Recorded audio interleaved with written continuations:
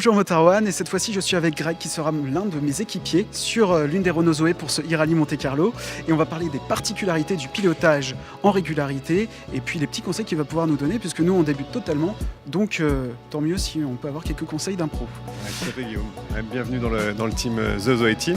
C'est vrai que la particularité de ce rallye, c'est qu'il est basé sur la régularité, justement, la discipline de la régularité. Donc en fait, pour faire simple, l'idée c'est que l'organisateur nous donne une moyenne, une vitesse qui nous est imposée, et sur la spéciale, comme on l'appelle, une zone de régularité qui est sur route ouverte. Donc là aussi, il faut prendre des précautions. C'est pas une épreuve de vitesse, mais de constance, on va dire, par rapport à cette vitesse qui nous est donnée.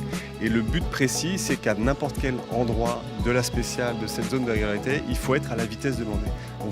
On vous donne le départ, on ne vous calcule pas uniquement à l'arrivée pour savoir si vous avez respecté cette moyenne, mais c'est qu'à n'importe quel endroit de la spéciale, il y a des points secrets.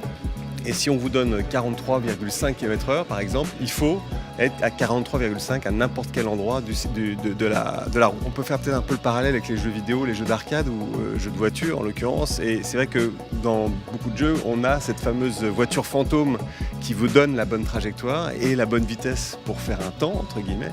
Là, c'est vrai que la comparaison peut être un peu la même, c'est-à-dire que l'ACM, l'Auto Club de Monaco qui organise, a fait des repérages, des reconnaissances et nous donne cette moyenne, et eux sont dans cette voiture fantôme, et nous il faut qu'on se rapproche le plus près possible de cette voiture fantôme, qu'on soit dans la trace, qu'on se confonde complètement avec cette voiture fantôme. C'est un peu le but sur chaque zone de régularité, et c'est comme ça que s'établit le classement pour tout le rallye. Alors, de la régularité, une voiture électrique, il va y avoir pas mal de choses à réfléchir, notamment sur l'autonomie. Quels sont les bons conseils finalement ?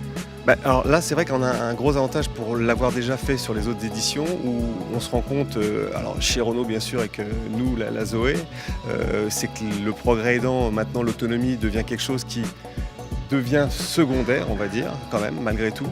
Et puis ça va encore progresser, ça c'est évident, vu l'emballement sur la recherche et le développement pour ces voitures électriques.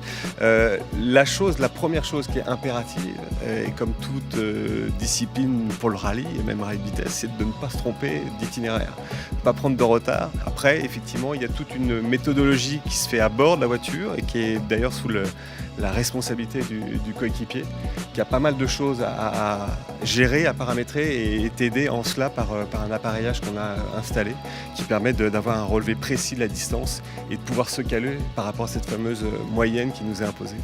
Côté objectif, je suppose que l'idée ça va être d'essayer de se remporter ce e-rally Monte-Carlo.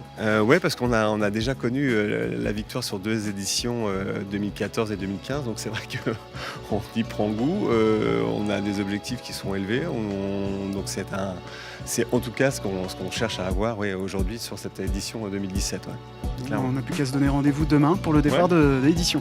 Oui, exactement, demain. Et la victoire est un objectif. À demain Motor One.